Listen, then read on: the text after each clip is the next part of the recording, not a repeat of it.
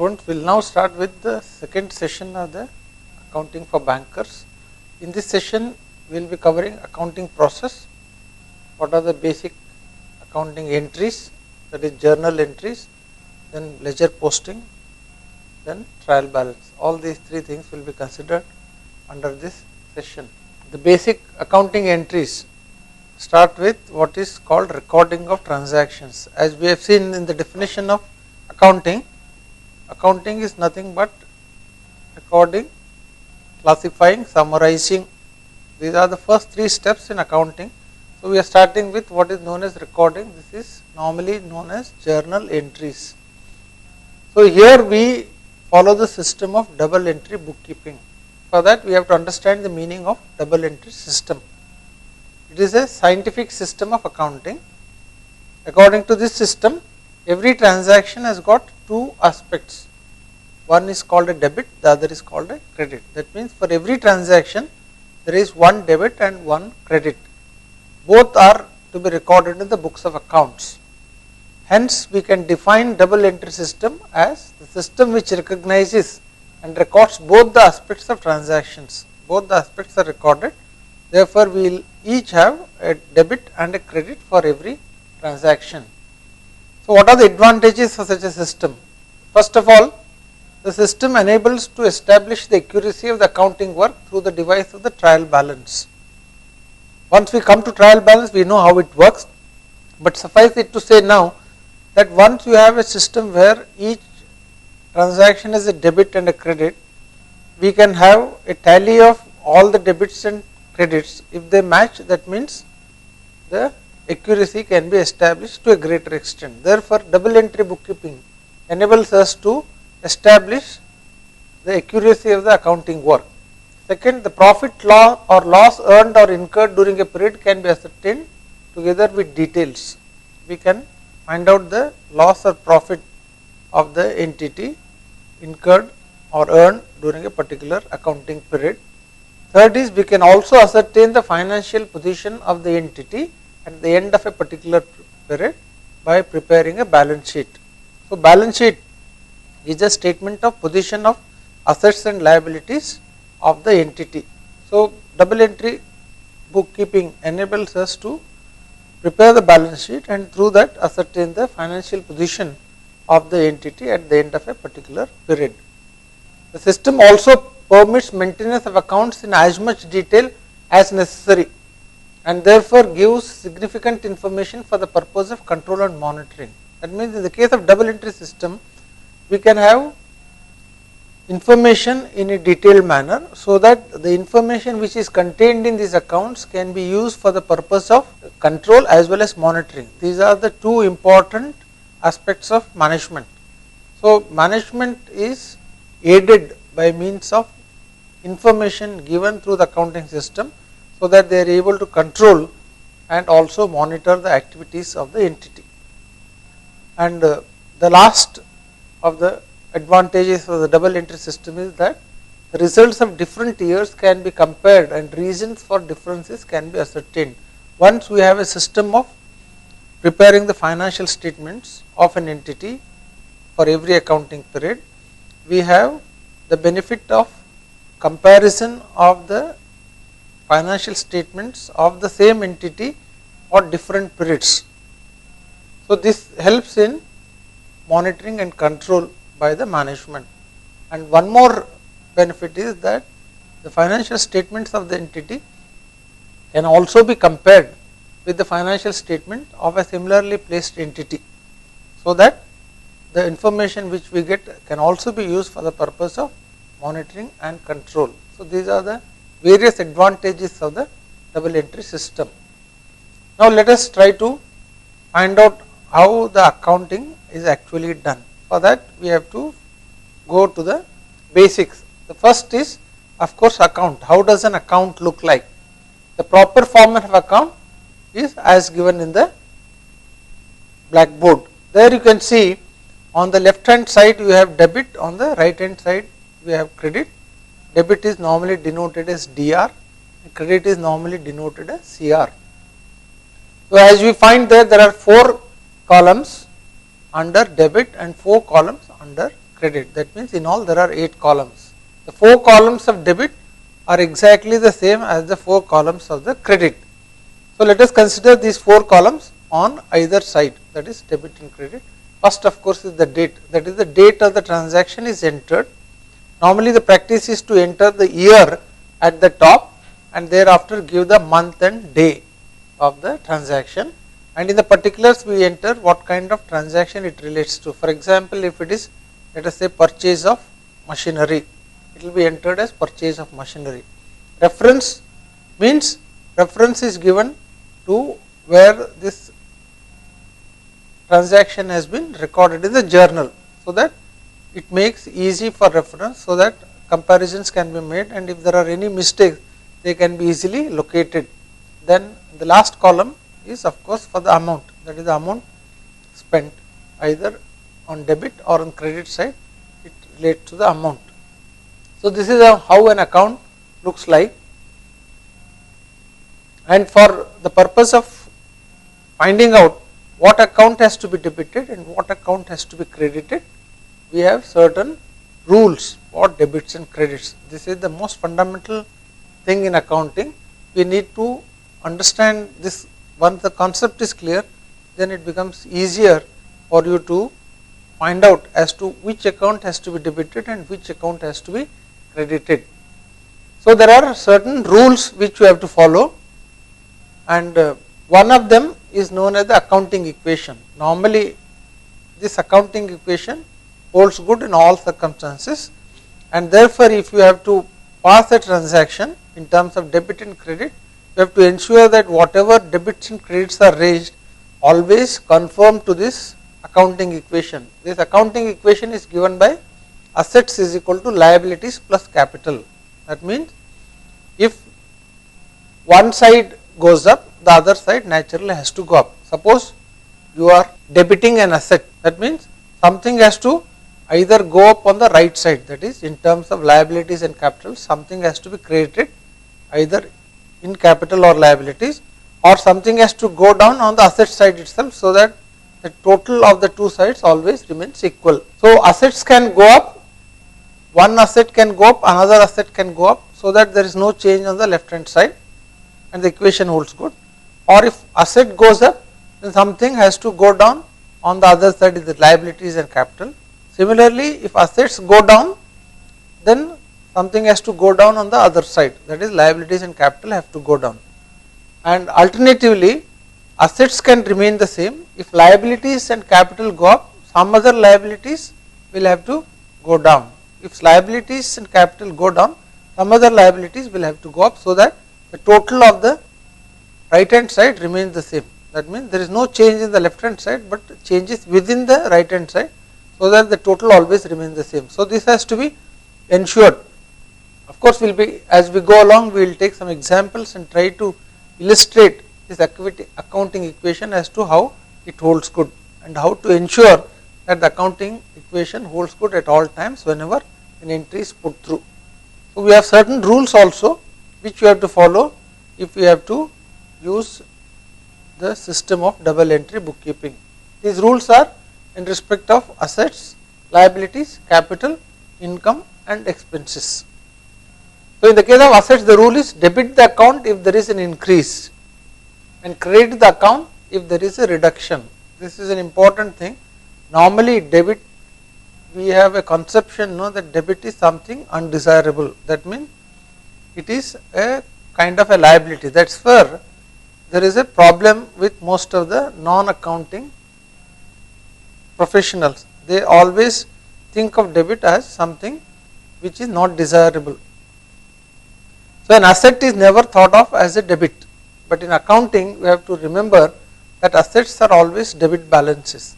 For example, if you buy machinery, the machinery account is debited because there is an increase in the amount of machinery.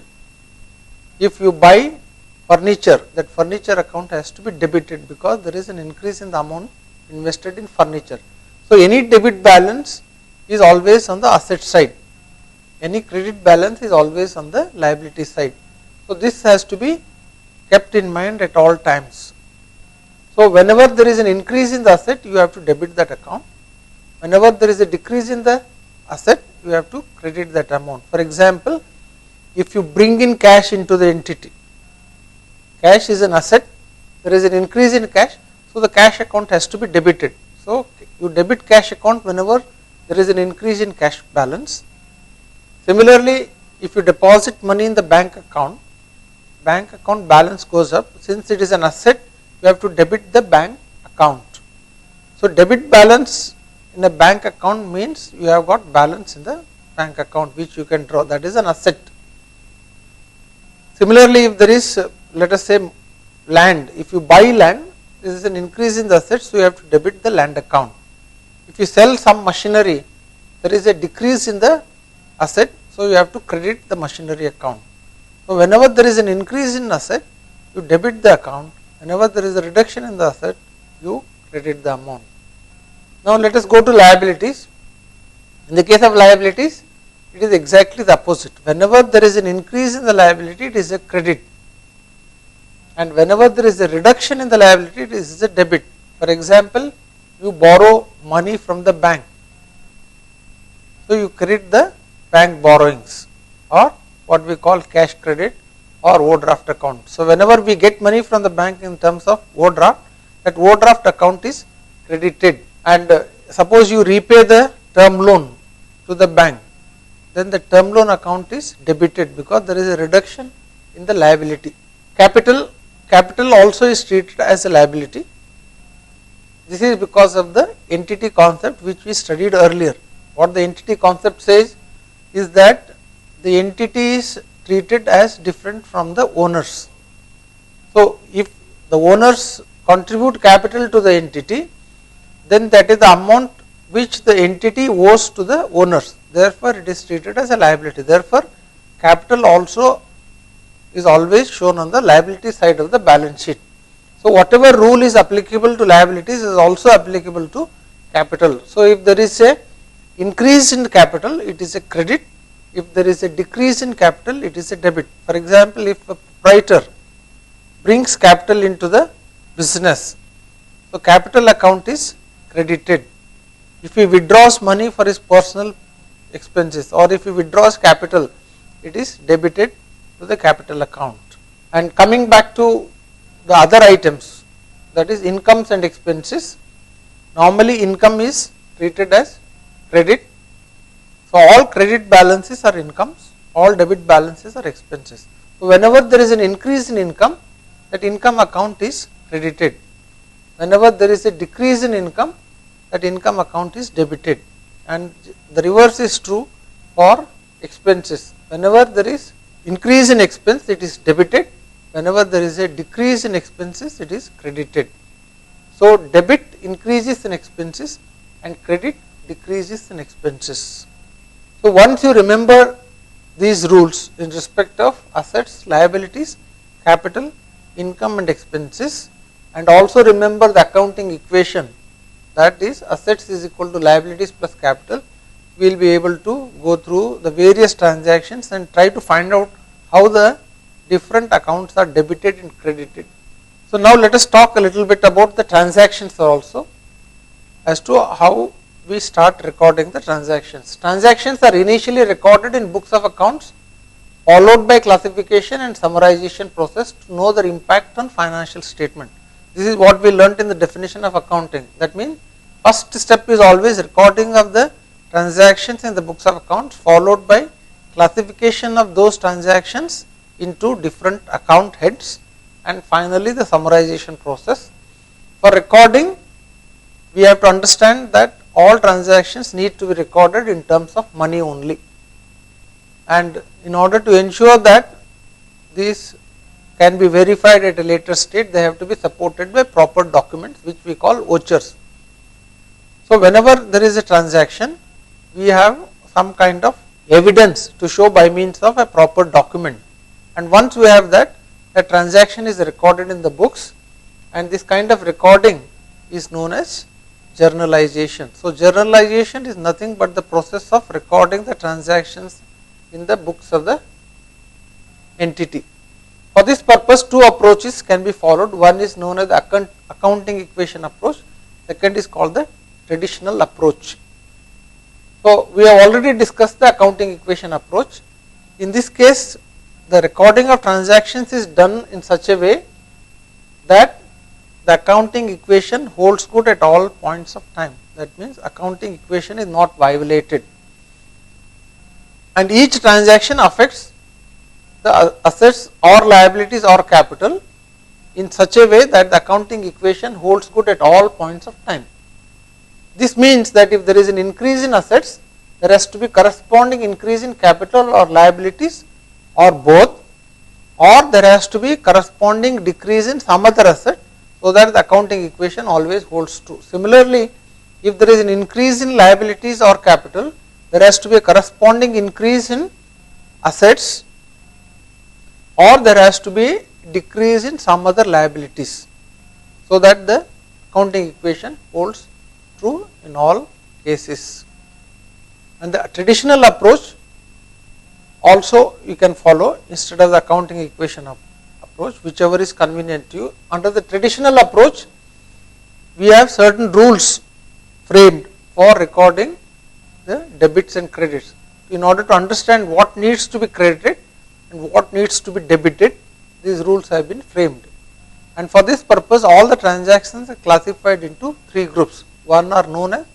First group is known as personal transaction.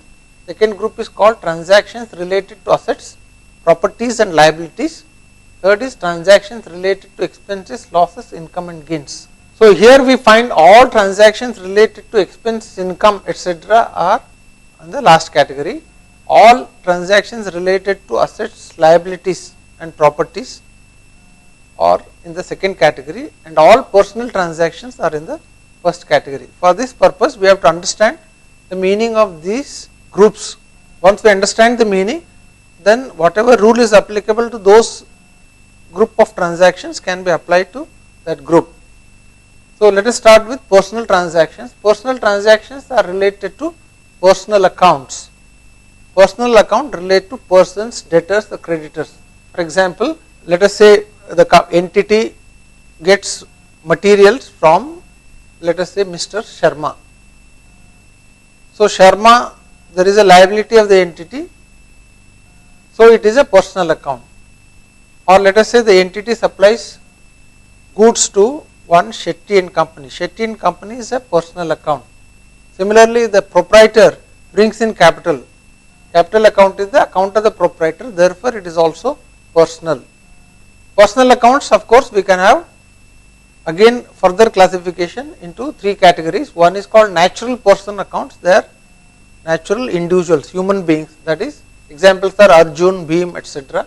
There could be artificial personal account, that means a company is a person in the form of a company, it is a separate legal entity, or a club or a cooperative society, etc. All these are also treated as personal account. They are not natural personal account but artificial personal accounts.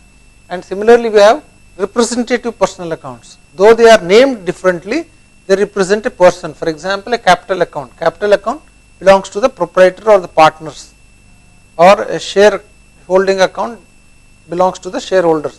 Similarly, drawing account is the money drawn by the proprietor or the partners. So drawing account is nothing but a personal account. Similarly, prepaid account. Prepaid account is an account where whatever money is prepaid in advance to certain persons are recorded. So though it is termed as a prepaid account, it consists of all payments made to different persons in advance. Therefore, it is a personal account. Similarly, outstanding liability account, that means money to be paid to outsiders. For example, telephone bill to be paid or salary to be paid, it is a outstanding liability. So all such outstanding liabilities are grouped together under the head outstanding liability account. And though the name is outstanding liability account, since they relate to different persons, they are also treated as personal accounts. So in order to summarize, we can say that personal accounts consist of three categories. One is natural personal accounts, that is normal natural human being. Second is artificial personal accounts like a company or a cooperative society or a trust. And third is representative personal accounts such as capital account of a proprietor, or a drawing account of a proprietor, or a prepaid account, or outstanding liability account, etc. Then we come to transactions related to assets, properties and liabilities. So, as you know, these relate to all kinds of assets and properties. Assets are what? Assets can be land, building, machinery, cash balance, bank balance, all these are assets, or investments made by the entity. These are called assets and properties. So, they are all called real accounts. So, all such accounts have to be recorded in the books based on the rules pertaining to real accounts. And now we have the third category of transactions related to expenses, losses, income and gains. These are called nominal accounts. So, nominal accounts relate to expenses, losses, gain, revenue, etc.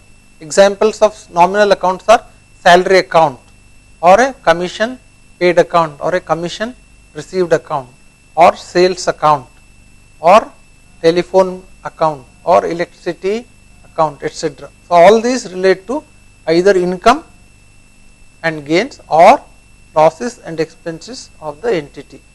So, in order to summarize, we can say that there are three types of accounts. One, personal account. Second, real accounts related to assets and properties of the entity. Third is nominal account related to expenses, losses, income and gains. And for each category of these accounts, we have certain rules known as the golden rules of accounting. So, you have to remember this, and in order to ensure that you are conversant with these rules, there is need to practice. So, you have to take a lot of examples from your everyday life and try to understand these rules by trying to debit and credit a particular amount in respect of certain transactions. So, we will also be taking up certain examples as we go along. Now, let us study the golden rules of accounting. So, in the case of personal account, it says debit the receiver, credit the giver. In the case of real accounts, it says debit what comes in and credit what goes out. In the case of nominal accounts, the rule is debit all expenses and losses, credit all incomes and gains. Let us illustrate this with the help of an example. Let us take the personal accounts. Debit the receiver, credit the giver. For example, let us say XYZ has supplied material on credit to the entity. So, who is the giver here? XYZ has given material to the entity. Let us say the amount is 10,000 rupees. So, when you want to put this transaction, you have to credit XYZ because it says credit the giver. And what about the other leg of the transaction? The other leg of the transaction is you have received material. They are called purchases. Purchase is an expenditure. So, there we have to use the rule pertaining to nominal accounts. So, there it says debit all expenses. So, since purchase is an expenditure, you have to debit purchase account. So, the transaction will be debit purchase account and credit XYZ. Let us take another example. Let us say the entity has sold goods to ABC on credit. That means you have given the material to ABC on credit. ABC will be paying you money at a later date depending on the credit offered. So, now since ABC is a personal account, you have to either debit or credit. Since he is the receiver, he has received the goods, so his account has to be debited. So, debit ABC. So, what will you credit? You have made sales, so that is the income of the entity. So, since it is an income, it is a nominal account, so you have to credit sales account. So, credit sales account and debit ABC. So, the transaction will be debit ABC and credit sales account. So, a transaction may involve only personal accounts, or it may involve one personal account and one nominal account, or one personal account and one real accounts, or one real account and one nominal account, and so on. So, it can be any combination. So, you have to remember as to what account you are debiting or credit, and depending on whether it is a personal account or a real account or a nominal account, you have to use these rules and try to debit or credit the account, the concerned account. So, this is what we do in a book called journal. So, now let us try to understand the meaning of journal. So, as we know, transactions are first entered in a book, and this book is known as the journal. So, journal is the first book in which entries are made by the entity. and journal always gives you the record of what account has been debited and what account has been credited in respect of a particular transaction. So, for every transaction there is a debit and a credit. So, journal shows both debits and credits.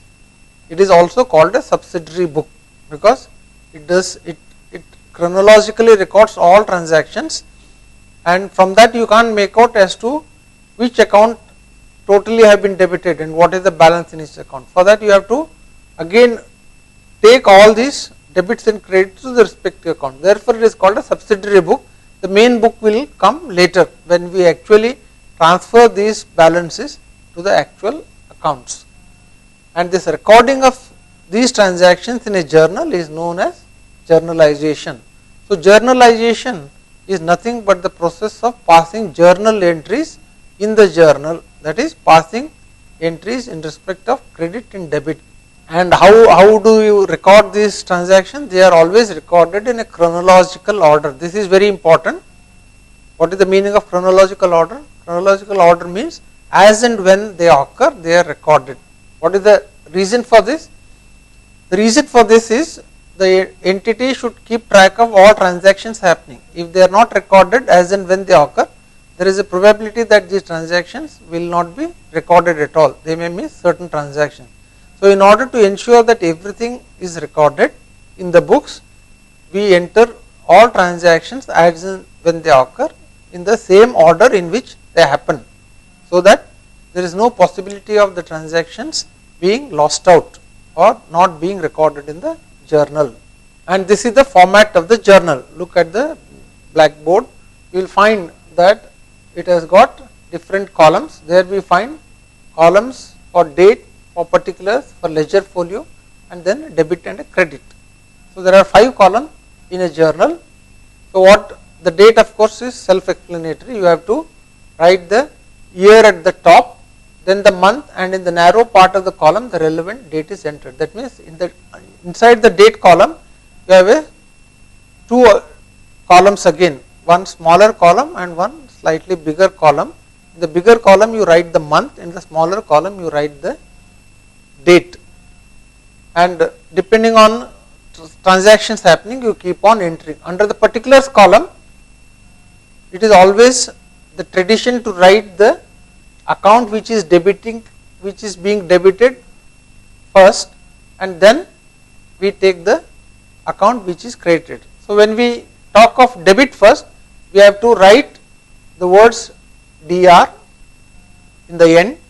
Suppose you are, let us say, debiting machinery account. So, you have to write machinery account debit under the particulars column